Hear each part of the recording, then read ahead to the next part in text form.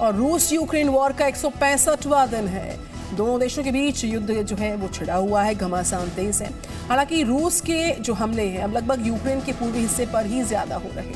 रूस ने दावा किया कि अब इन अटैक्स में उसने यूक्रेन की ओर से लड़ रहे विदेशी सैनिकों को निशाना बनाया।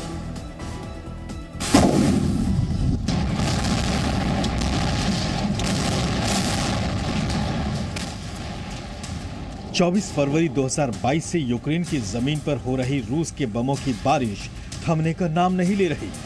फर्क सिर्फ इतना है कि फिलहाल ये बारिश कुछ कम हो गई है, लेकिन रुकी नहीं।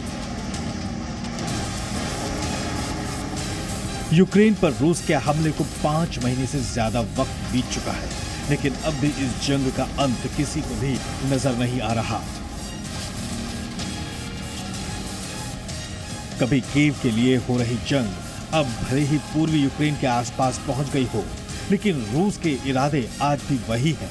आज भी रूस यूक्रेन पर कब्जे का इरादा रखता है और वो लगातार उसके अलग अलग इलाकों पर हमले कर रहा है। रूस ने शनिवार को दावा किया कि उसने अपने हमलों में अब यूक्रेन की ओर से लड़ रहे विदेशी सैनिकों को निशाना बनाया है।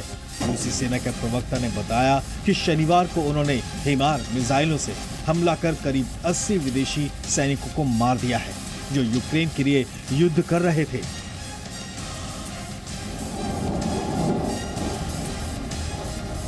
यही नहीं, अब हमले की इस तस्वीर को देखिए।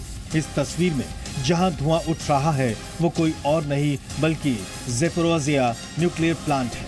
वही प्लांट जिस पर हमले की आशंका के बाद पूरे यूरोप पर परमाणु खतरे के बादल मंडराने लगे थे।